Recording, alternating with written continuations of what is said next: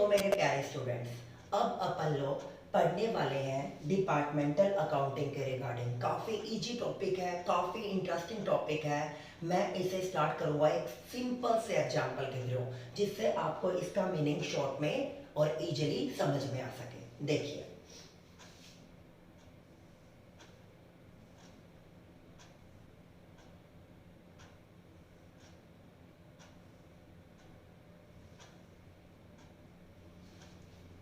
ये आपकी कोई भी एबीसी नाम की प्राइवेट लिमिटेड नाम की कोई भी फर्म है, जिसका मेन मोटिव क्या होता है? मैक्सिमम प्रॉफिट जनरेट करना। इसने अपने जो टोटल ये जो पूरी बिल्डिंग है उसको 3 पार्ट्स में डिवाइड कर रखा है। इस पार्ट का नाम है डिपार्टमेंट ए, इस पार्ट का नाम है डिपार्टमेंट बी एंड इस पार्ट का नाम है डिपार्टमेंट सी। इसको करने का मेन मोटिव क्या है, अभी धीरे धीरे आपको समझाता हूँ। जो डिपार्टमेंट ए है वो किस में लगा हुआ है? वो लगा हुआ है गारमेंट्स के वर्क में। जो बी है वो लगा हुआ है फुटवेयर के काम में, और जो सी है वो लगा हुआ है सैलून के वर्क में। Salon haircut, salon haircut. इस तरह आपने अपने पूरी की पूरी बिल्डिंग को अलग अलग डिपार्टमेंट ए बी सी का नाम दिया और उन्हें अलग अलग डिपार्टमेंट्स में बांट दिया। सर, आपने इन्हें ज्वाइंटली क्यों नहीं रखा? अगर आप इन्हें ज्वाइंटली शो करते हो तो आप कभी भी department A, department B and department C, इन तीनों की अगर आप ज्वाइंट परफॉर्मेंस दे दें, अगर आप ज्वाइंट परफॉर्मेंस मुझे देते हैं तो कभी भी आप इनके टोटल इंडिविजुअली इन्वॉल्वमेंट को शो नहीं कर पाओगे कि किस डिपार्टमेंट के थ्रू आपको कितनी अर्निंग जनरेट हुई, कौन सा डिपार्टमेंट एक्सपेंडिचर के लेवल को बढ़ाता है और कौन सा डिपार्टमेंट कम से कम एक्सपेंडिचर में ज़्यादा इनकम जनरेट करके देता है। ये आपका निकालना मेन मोटिव था। बट आपने अगर इनकी ज्वाइंट परफॉर्मेंस मुझे दे दी तो उसकी वजह से सभी काम खराब हो गए, और आपका इस स्टेप की वजह से आपकी इंडिविजुअली परफॉर्मेंस ना निकालना, तो इंडिविजुअली परफॉर्मेंस ना निकालने की वजह से आप कभी भी ये पता नहीं लगा पाओगे लाइफ टाइम तक कौन सा डिपार्टमेंट आपके लिए बेनिफिशियल है और कौन सा डिपार्टमेंट आपके लिए लॉसेस जनरेट करने वाला है। किस डिपार्टमेंट को फ्यूचर में अपने साथ लेकर किस डिपार्टमेंट को फ्यूचर में अपने साथ लेकर चलना चाहिए तो किस डिपार्टमेंट को अपने साथ लेकर नहीं चलना चाहिए। तो इसको पता लगाने के लिए ही मैंने अपने टोटल जो फर्म थी उसको 3 डिपार्टमेंट्स में डिवाइड किया था। लेट्स सपोज करते हैं डिपार्टमेंट ए, डिपार्टमेंट ए की जो अर्निंग थी वो अर्निंग थी आपकी 10 लाख की ईयरली, सब कुछ काट के साल के एंड में इसने इतना दिया। डिपार्टमेंट बी ने जो अर्निंग दी सब कुछ काट के वो कितने की दी मुझे? 15 लाख की। बट जो डिपार्टमेंट सी था वहां पर एक्सपेंडिचर का लेवल बहुत ज़्यादा था और इसने मुझे लॉसेस जनरेट करके दिए 7 लाख के। तो इससे आपको इन तीनों डिपार्टमेंट की इंडिविजुअल परफॉर्मेंस का पता चला।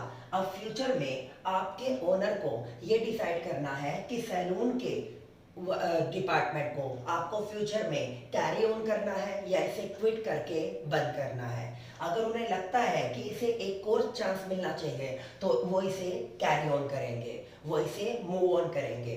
बट अगर उन्हें लगता है कि इसे चांस नहीं मिलना चाहिए तो वो इस डिपार्टमेंट को खत्म कर देंगे। यही रीजन होता है कि आप डिपार्टमेंटल अंडरटेकिंग्स के दौरान आप टोटल जो आपका पार्ट होता है उसको अलग अलग डिपार्टमेंट्स में डिवाइड कर देते हो, जिससे वर्कलोड कम हो सके, एफिशिएंसी का पता लग सके और इंडिविजुअली प्रॉफिटेबिलिटी कैलकुलेट की जा सके। अब समझ में आ रहा है? अब डिपार्टमेंटल जो अकाउंटिंग होती है, डिपार्टमेंटल अकाउंटिंग फाइनेंशियल अकाउंटिंग में जो आपने अपनी फाइनेंशियल स्टेटमेंट होती है बिल्कुल एज इट इज उसकी तरह वर्क करता है, फाइनेंशियल अकाउंटिंग की तरह। इट मीन्स यहाँ पर भी मैं आपको ट्रेडिंग और प्रॉफिट एंड लॉस अकाउंट बना के दूंगा। किसके रिगार्डिंग? प्रॉफिटेबिलिटी के रिगार्डिंग मैं वही कैलकुलेट दूंगा।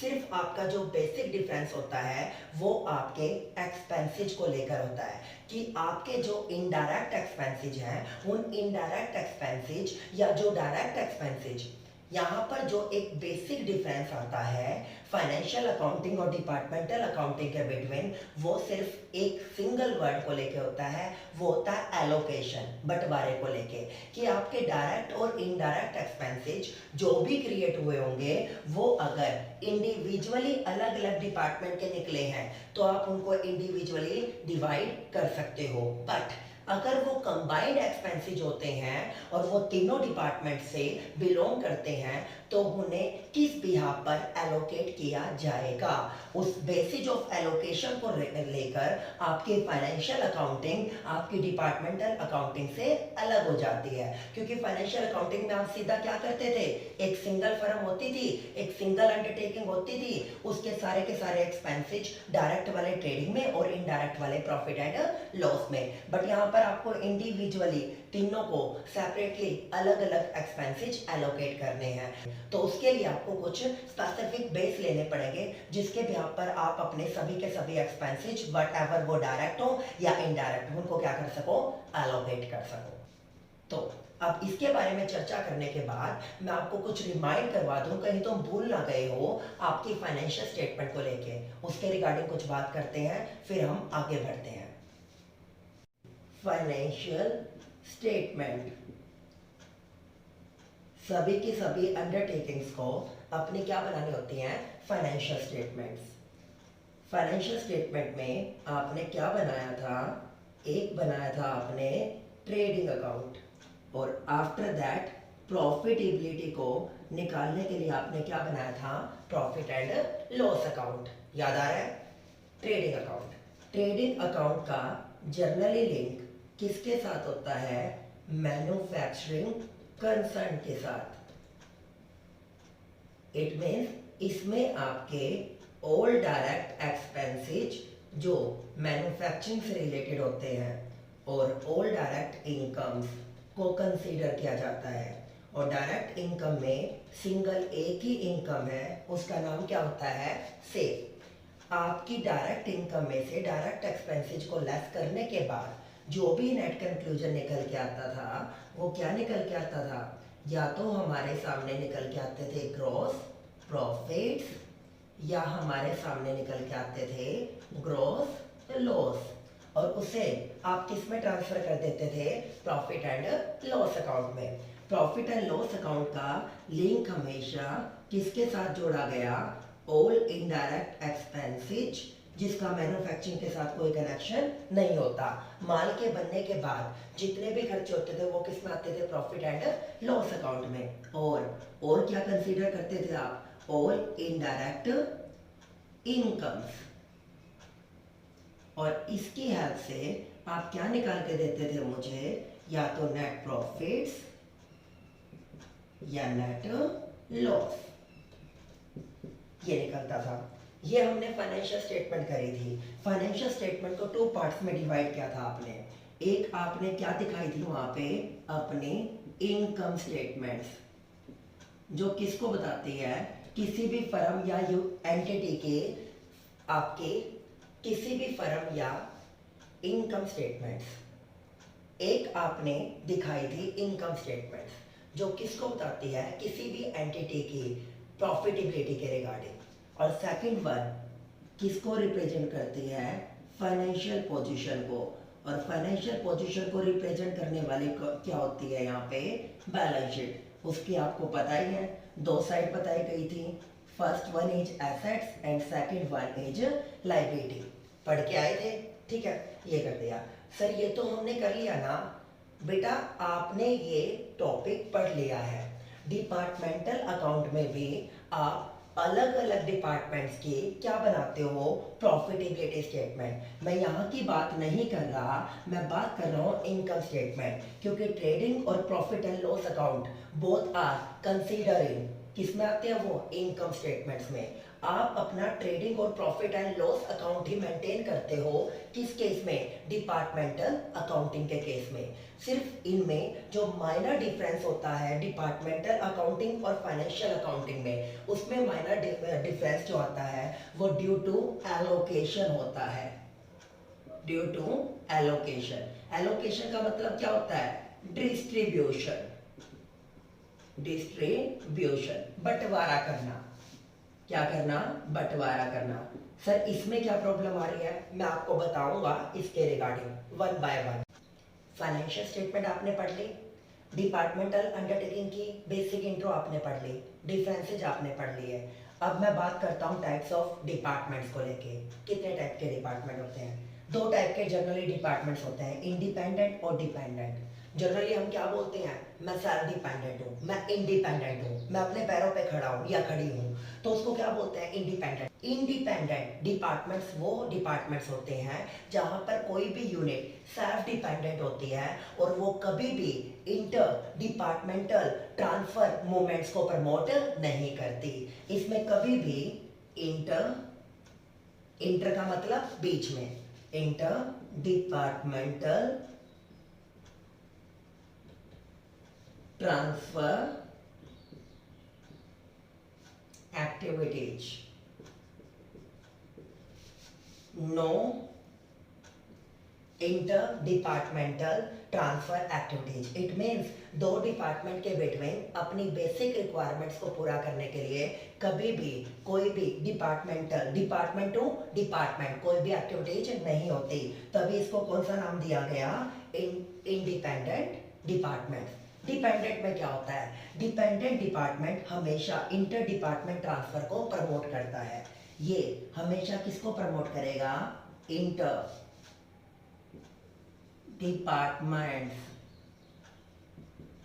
Departmental transfer. ये क्या करता है? इसे हमेशा प्रमोट। ठीक है। इट मीन्स दो डिपार्टमेंट्स के बिटवीन हमेशा क्या होती रहती हैं? गुड्स एंड सर्विसेज को लेके आपकी ट्रांसफर मूवमेंट चलती रहती है। देखिए कैसे, मैं यहाँ पर बात करता हूँ firm A and firm B.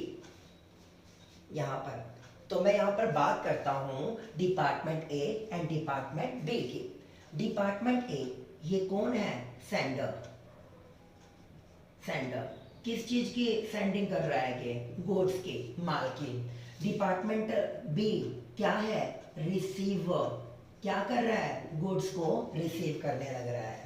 तो जब आप माल को बेचने के लिए जाओगे तो ये बेचने वाला है, इसके लिए अच्छी बात है। तो अच्छी बातों के कौन से बैलेंस होते हैं आपको पता है? अच्छी बातों के क्रेडिट बैलेंस होते हैं। तो इसके लिए कौन सा बैलेंस हो जाएगा? वो क्रेडिट बैलेंस हो जाएगा। उसके लिए वो रिसीव कर रहा है, उसके लिए परचेजिंग है। परचेजिंग ये तो किसको रिप्रेजेंट करेगा? सेल को। और वो किसको रिप्रेजेंट करेगा? परचेज को।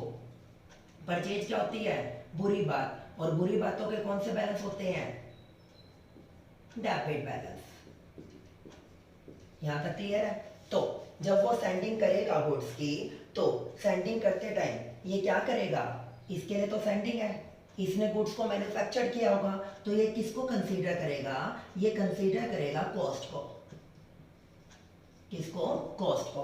और उसके लिए क्या है? वो रिसीवर है, ये क्या करेगा? जो कॉस्ट थी उसमें क्या ऐड होके मिला होगा इसको? प्रॉफिट। तो ये किसको कंसीडर करेगा? सेलिंग प्राइस को।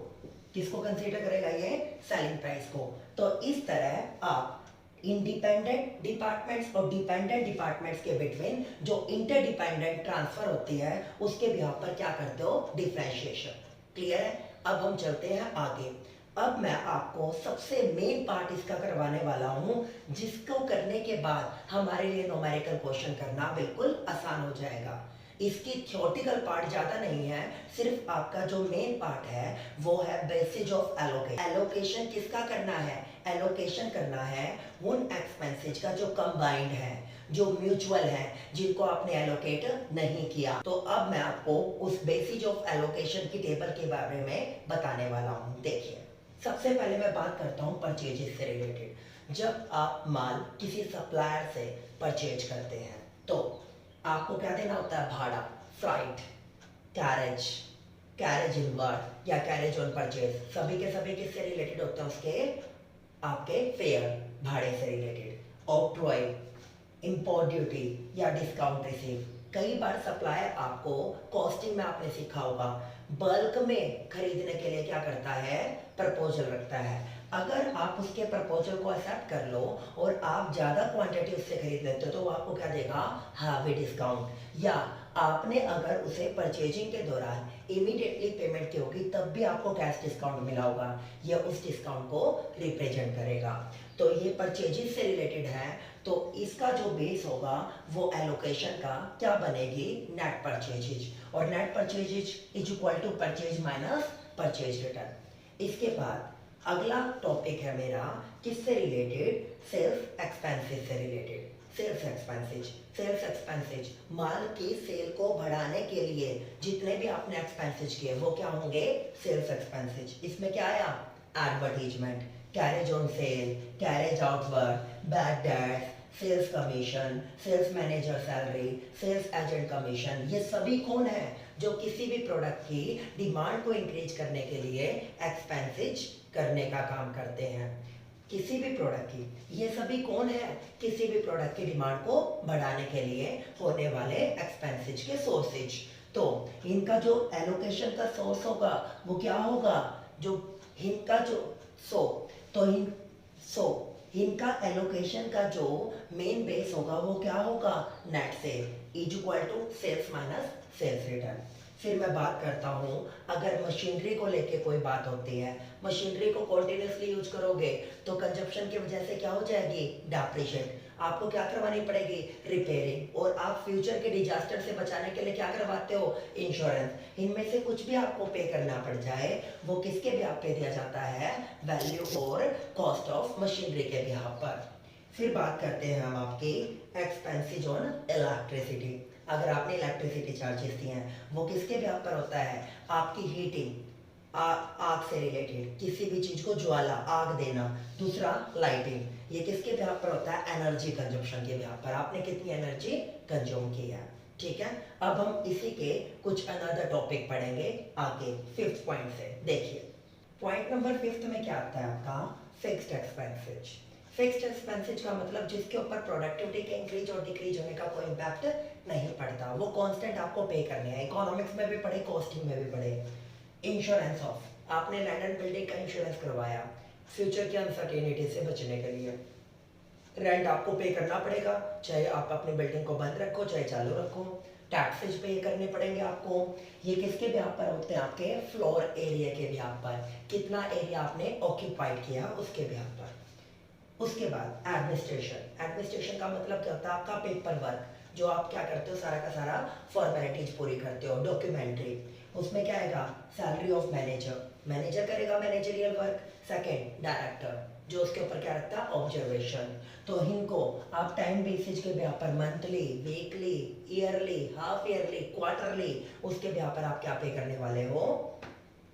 एक्सपेंसेस। उसके ब्याह पर आप एक्सपेंसेस एलोकेट करेंगे। लेबर वेलफेयर एक्सपेंसेज, लेबर के लिए क्या कर दिया आपने? कोई भी इंश्योरेंस स्कीम में कंट्रीब्यूट कर दिया, या लेबर के लिए आपने क्या किया? Second one, workman compensation reserve वो बनाए, उसमें आपने कंट्रीब्यूट किया। तो जितने भी आपके डिपार्टमेंट्स में लेबर और एम्प्लॉयज होंगे उनके ब्याह पर आप क्या करते हो? इसको allocate. Last PF, PF means provident end fund. Income tax पढ़ने लग रहे हो, साथ ही साथ इनकम टैक्स में आता है कि आपके एम्प्लॉयर के थ्रू आपके एम्प्लॉयर के थ्रू आपकी सैलरी का कुछ परसेंट पार्ट डिडक्ट कर दिया जाता है, और उतना ही पार्ट किसके थ्रू क्या किया जाता है? इन्वॉल्व आपके एम्प्लॉयर के थ्रू। ये बेनिफिट आपको कब मिलते हैं? After retirement. तो प्रोविडेंट फंड वेजेज और सैलरी के ऊपर डिपेंड करता है हर डिपार्टमेंट की। ये वो सारे के सारे आपके एक्सपेंसेज हैं जो आपने बेसिस के ब्याह पर एलोकेट करने हैं जब आप अपनी financial statement, it means trading और profit and loss account maintain करने जा रहे हो। उससे आपके डिपार्टमेंटल अंडरटेकिंग्स की, अलग अलग डिपार्टमेंट की परफॉर्मेंस भी पता चलेगी, उनकी प्रॉफिटेबिलिटी भी पता चलेगी, और आपकी फाइनेंशियल स्टेटमेंट भी इजीली कैलकुलेट हो जाएगी। अब आपको जो न्यूमेरिकल क्वेश्चंस मैं करवाऊंगा उसमें किसी टाइप की भी कोई प्रॉब्लम नहीं आएगी।